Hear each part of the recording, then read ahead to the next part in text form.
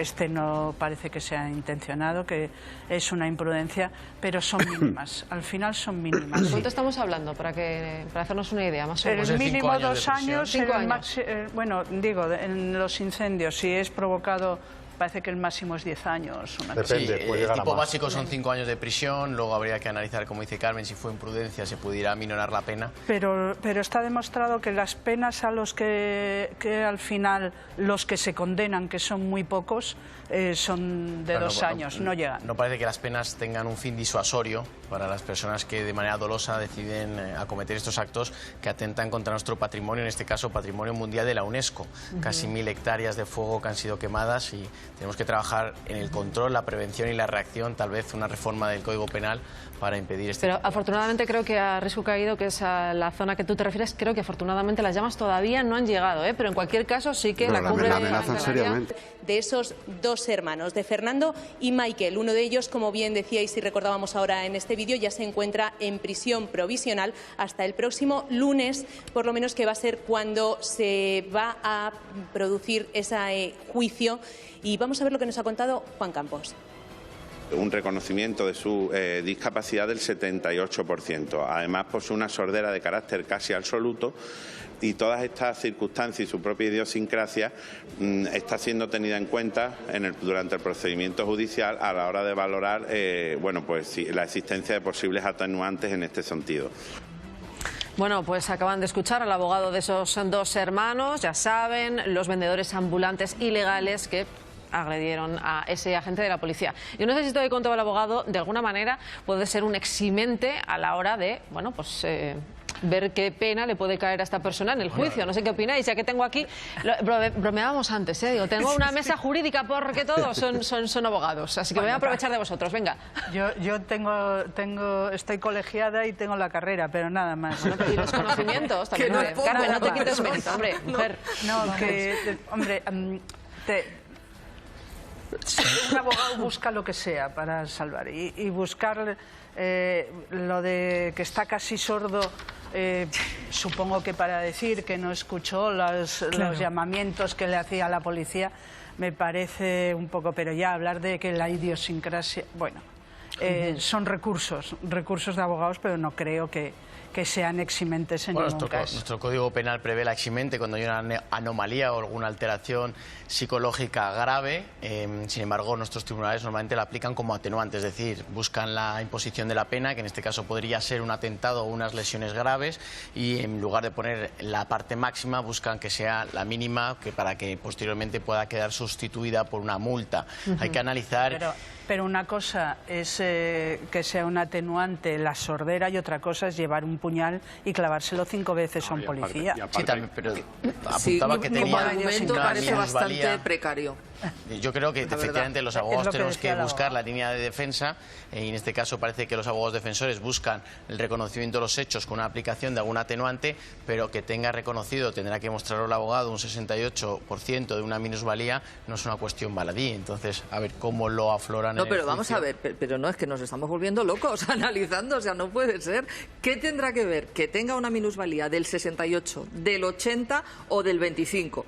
De la misma manera que ¿qué tendrá que ver que tenga una sordera? Es decir, lo que no debes es llevar un puñal y en segundo lugar lo que no debes es clavar ese puñal. O sea, no debes apuñalar. Entonces, que a ti te estén dando el alto o te estén diciendo de la que minusvalía, Maripaz. Es que volvemos a lo mismo. No es lo mismo que se habla sobre la minusvalía. Primero han dicho una minusvalía leve y luego la minusvalía leve se ha convertido en una minusvalía del 78%, que no es leve. Entonces, ¿en qué quedamos? A mí me parece que están actuando a la desesperada. Perdóname, a la desesperada. Y si tienes sordera, no debes apuñalar. Y si no la tienes, tampoco. Pero volvemos a lo mismo. Es que el problema no es que seas sordo, el problema es que no debes apuñalar. Es que el Código Penal está por encima de todo eso, y que es lo que trataban de explicarte mis compañeros, que si incide en sus capacidades volitivas, es decir, de lo que quiere, o intelectuales, lógicamente esa persona no se le puede comparar con otra normal que no tiene esa discapacidad. Bueno, con lo cual, estamos hablando de este caso, señores,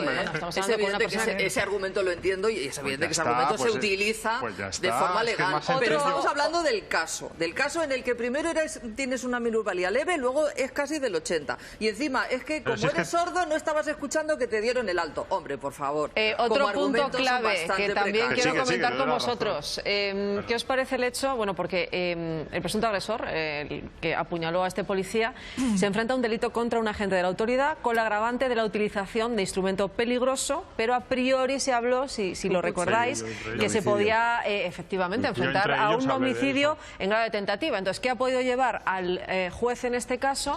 Pues a optar por este...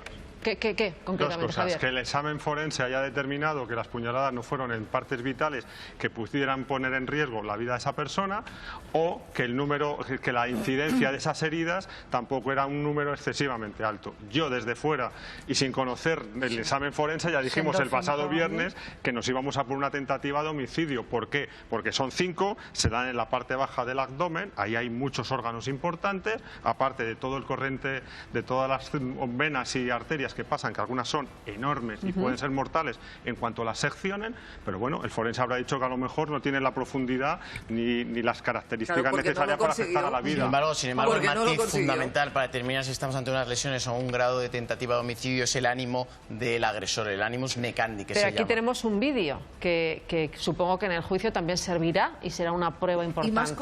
Y más cosas. Pero sobre todo porque estamos en un momento todavía muy preliminar, no han ni siquiera declarado los investigados. ¿Cabría la posibilidad de que este delito cambiara? Sí, claro que puede cambiar. Sí, ¿no? Inclusive entiendo yo que los policías se van a personar como acusación particular y el abogado de la acusación entiendo que podrá solicitar el homicidio en grado de tentativa, que es una pena máxima. El jefe de la policía ya ha pedido, efectivamente, está pidiendo justicia y reclamando. Se han quedado un poco sorprendidos en la policía local. La calificación. Porque esperaban más. Y en la Guardia Civil y en la Policía Nacional los foros estaban... Por aportar un poco de contexto al asunto, hombre, sin que esto signifique formular opinión sobre el acusado, ¿no? Pero hay que contar algunos elementos que también le dan contexto a la historia. Por un lado, ya tiene antecedentes de agresión, también de violencia machista. La información no es mía, es de agencias que han publicado durante el fin de semana. La familia está en una situación muy cercana a la exclusión, habitando en un chalet en calidad de ocupas. Y por otro lado, toda esa familia se siente... No digo yo que lo justifique en absoluto, digo cómo se sienten ellos, se sienten en cierto modo expropiados por la ley, porque ellos ejercían esta actividad ilegal antes de que el ayuntamiento concediera una contrata a una empresa para vender en la playa. De ahí esos gritos de apoyo que había del entorno familiar, que por cierto son sorprendentes también. En el caso de Punta Umbría ha habido un detenido porque en redes sociales ha formulado un apoyo a esta acción y ha dicho ojalá le hubiera alcanzado la yugular, lo cual ya estamos llegando a un extremo verdaderamente surrealista de este asunto. Acabamos de escuchar al abogado de los hermanos, pero aquí hay un abogado más, el de ese bañista que bueno, se interpuso entre los vendedores y los agentes y bueno, pues también resultó detenido. Almudena, creo que también has tenido ocasión, ¿verdad?, de hablar con ese abogado. Sí, así es. Hemos hablado con José Cortés, él es el abogado de ese bañista que también se interpuso entre los agentes y los atacantes. Y esto es lo que nos ha dicho Ana.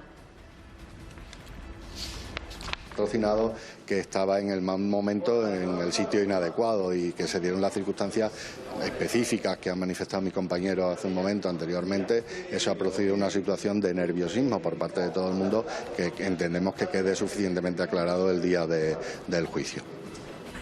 Bueno, pues este bañista, que por cierto es de Badajoz, llevaba 30 años veraneando en Punta Umbría, que fue detenido en este caso y acusado de resistencia a la autoridad y también de lesión. Porque se puso nervioso. Se equivocó de bando. Se puso nervioso y se unió a la fiesta. Estaría bien, ¿no?, poder hablar con él y preguntarle qué le llevó a actuar así. De este caso están que se salen. Quería añadir un matiz más en la línea de lo que estaba apuntando Juanjo.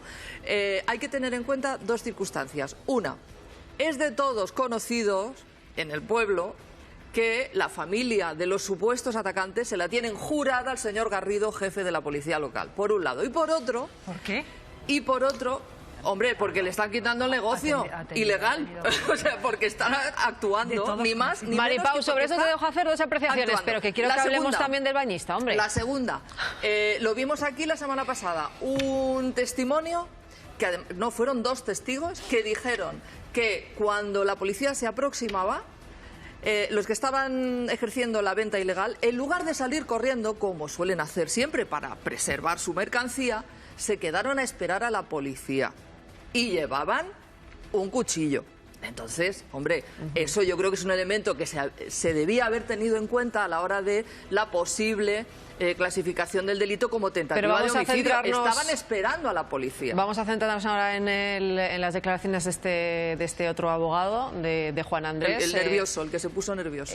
Bueno, porque precisamente quiero que me contéis vuestra opinión también, ¿no? Sobre cómo se ha expresado. Supongo que también, bueno, pues el papelón de este abogado y este señor bueno, pues que... Bueno, yo creo que estaría bien saber por qué actúa así, pero es que no ofrece declaraciones este bañista. No, bueno, creo que ya ha dejado entrever que va a prestar declaración ante el juez y que después de su declaración, pues no sé si decía él que se conocerá toda la verdad. Yo creo que los hechos se tienen que discutir en sede judicial con todas las garantías, ofreciendo todas las versiones, y tenemos que entender que en nuestro país tenemos que respetar la actuación de las fuerzas y cuerpos de seguridad del Estado. Sin embargo, en un hecho tan controvertido como en este, en donde ha habido 2 personas detenidas, unas lesiones con los policías, pues habrá que entender cuál ha sido realmente la participación de este bañista, que, como él decía, lleva 30 años veraneando en Huelva.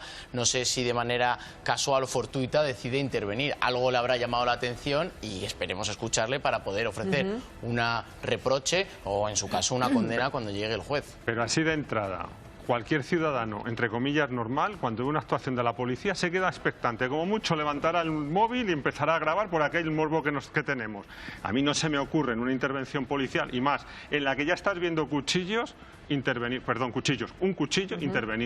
Hombre, yo ya lo dije la semana pasada.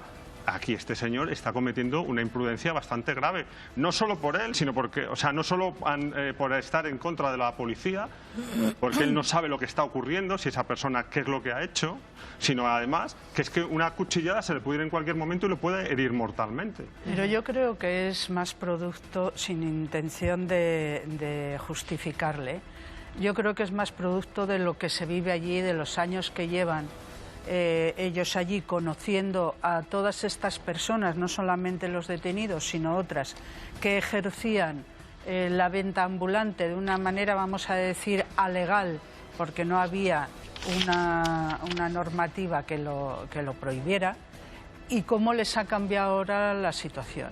Y esa que tenemos muchas veces de ir con el más débil, con los manteros, con los... todos tienen que ganarse la vida. Pero también, Javier, el delito que conocemos que se le atribuye es el de resistencia, ¿no? Y lesiones.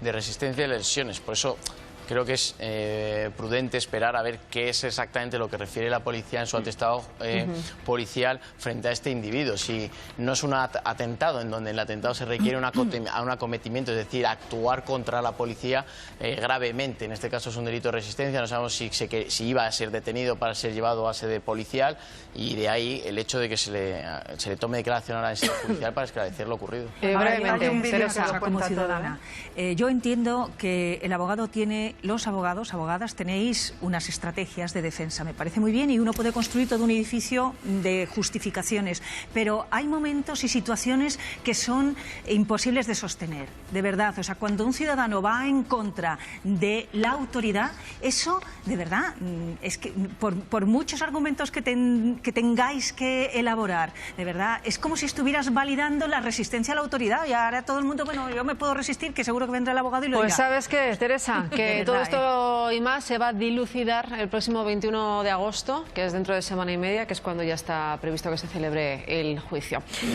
Bueno, pues en unos minutos sepan que vamos a hablar de los manteros. A veces dice, es que el ayuntamiento es permisivo. No, es que los policías pasaban por delante y no les salía a cuenta realmente perseguir el delito. Entonces, habría que hablar con esos sindicatos policiales. Ni siquiera la violencia, era el protocolo de actuación. Es decir, yo, policía, voy en la calle Manteros y tengo que informar a mi mi superior para que mi superior me autorice a que yo pueda actuar. Disculpe, es como si yo veo una infracción de tráfico y le digo, mire, mi sargento, es que tengo ahí delante un señor que se acaba de saltar un semáforo en rojo, ¿procedo o no? O inclusive peor, Javier, porque si están cometiendo un delito, la policía tiene la obligación de actuar y podría tener responsabilidades penales para los propios agentes por no perseguir estos propios delitos. Yo creo que es muy importante coincidir en las alternativas que plantean todos los colectivos. Es necesario ver qué soluciones gubernamentales pudiera haber para regularizar los manteros que ya están aquí, aplicar la ley con todo el rigor y sobre todo analizar el origen de estos problemas. Como decía Juanjo, las mafias que hay detrás y los miles de millones de euros que se mueven Florín, Renata, cada año muchísimas gracias de verdad por este testimonio, que no tiene que ser nada fácil. Se cumplen 2 meses de la desaparición de Dana y como nos cuenta su hermano vamos a quedar porque tenemos que seguir en encontrarla son cada vez menos. Un abrazo a la familia. Gracias, Florín.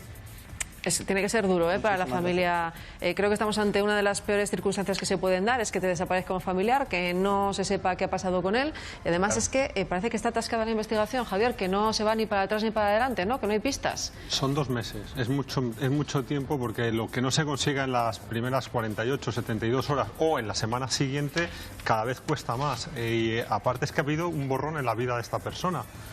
Ni movimiento de tarjetas, ni teléfonos móviles, ni ninguna cámara, ni nadie le ha visto. Se ha difundido su imagen por activa y por pasiva y no hay ninguna noticia, lo cual es bastante preocupante.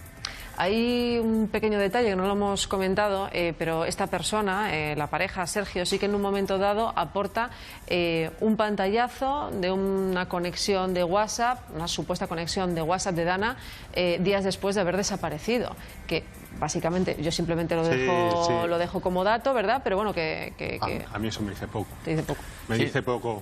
Sí, en los procedimientos penales las mentiras acaban teniendo las patas muy cortas y, como apuntaba Javier, el hecho de desaparecer en la actualidad sin dejar ningún tipo de rastro es bastante inverosímil. Es decir, la geolocalización, los correos electrónicos, las redes sociales, el uso del dinero, el hecho de que una persona sin más deje de estar localizable es un punto pues que se nos pone la piel de gallina a todos y nos podemos imaginar lo peor.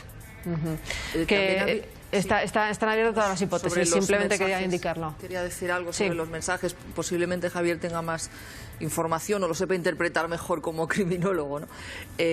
La policía sospechaba que esos mensajes de amenaza contra la víctima se habían escrito desde la propia casa de la víctima, de Sergio y de la víctima. Entonces, bueno, pues ahí eso se tiene que dilucidar, porque claro, si los mensajes que están amenazándola se han geolocalizado la escritura en la propia casa, es un dato bastante escalofriante que habrá que esperar a que, en fin, conozcamos más datos del sumario. Y nos consta que la Guardia Civil ha triangulado móviles, está buscando, ha rastreado los 27 kilómetros cuadrados que tiene esa localidad de Arenas, o sea que está trabajando. Esperemos poder dar noticias sobre Dana en las próximas semanas, sobre todo por su familia, que lo está pasando muy mal. Y Eneco, hablando de noticias, nos trae alguna más. Una pareja de jóvenes ha denunciado una agresión homófoba. Ha ocurrido en Eco, en Valencia, ¿verdad? Sí, los hechos ocurrieron el pasado sábado por la noche cerca de una discoteca en un barrio valenciano de Benicalp y al parecer el joven salió del local con un amigo cuando varias personas le pegaron al grito de maricón. Tuvo que ser atendido y estamos viendo las fotografías del estado en el que quedó en el hospital. El chico de nacionalidad italiana había venido a pasar sus vacaciones a nuestro país junto a su pareja. Ya veis las imágenes, Ana, y también otra noticia que nos deja este día es un matrimonio detenido en el Camp de Túria, también en Valencia, por agredir sexualmente a 3 de sus hijas, a sus 3 hijas. El hombre había violado a sus 2 hijastras de 13 y 17 años y a su propia hija de 8. Los investigadores han comprobado que no se trata de un hecho puntual, sino que llevaría varios años haciéndolo. Según han contado a las niñas, todo comenzó con tocamientos que terminaron dando paso a agresiones sexuales con penetración. El hombre de 37 años de edad está en prisión provisional comunicada y sin fianza, y la madre está en libertad al no haber participado directamente en las agresiones, aunque podría ser juzgada por haberlas consentido. Pues sobre esto me gustaría que en mesa bueno, pues comentáramos brevemente. Resulta tremendo. El otro día hablábamos de esa niña colgada, ¿os acordáis? Del tendedero en Valencia también, porque su padre presuntamente intentaba violarla, pero es que este señor está en la cárcel porque parece ser que lo hizo con sus 3 hijas y con el conocimiento de la madre de las niñas. Sí, de la madre de una de ellas. Bueno, es espeluznante, francamente. Esto, como siempre, pues hay que mantener la presunción de inocencia y cuando sea juzgado, pues emitiremos otro tipo de opinión, pero desde luego es espeluznante, ¿no? Pensar que un padre pueda hacer eso y más aún que una madre pueda consentirlo. Es la madre de las 3, ¿eh? Dos son hijastras. De él. Sí, eso es. La madre de las 3. Son de... 2 hijastras de él. 2 hijastras de él y las 3 hijas de ella. Son de la madre. Y es lo que a mí más me llama la atención. O sea, si repugnante es cualquier tipo de violación, y más si es de tus hijas o hijastras, que las propias niñas parece que han dicho que la madre lo sabía, me parece absolutamente incomprensible desde cualquier punto de vista. O sea, que no solamente que pueda saberlo y lo consientan, sino que no se dé cuenta de que eso está pasando en su casa a sus hijas, me resulta absolutamente incomprensible. La madre ha quedado en libertad. Sí, sí. Juan. Sí, bueno, en muchos de estos casos los juzgados de instrucción atribuyen e imputan también a la madre una responsabilidad en la comisión de los delitos, inclusive en los maltratos les atribuyen una comisión por omisión. Hay que dilucidar y, como bien apuntaba, estamos en un momento muy inicial y a ver cómo termina todo esto, toda la investigación, todo el análisis forense que van a realizar por parte del juzgado los psicólogos que estén adscritos para ver los posibles daños y lesiones que han podido producir en las niñas. Pero desde luego que cuando uno piensa que lo ha visto todo, ¿verdad? Este tipo de noticias de actualidad como que nos siguen sorprendiendo para mal. Javier, ¿quieres decir algo muy breve? No, es que me parece un nivel de depravación. Si se confirma todo lo que ha dicho, que me parece, vamos, es que, con todos mis respetos, niñas de 7 años. ¿Qué más? Igual, ¿verdad? ¿Qué más? O de 13 o de 13. No, pero es que ya todavía la menor, 7 años. O sea, es que no tiene ni comentario. Tremendo. En este momento les vamos a mostrar, bueno, pues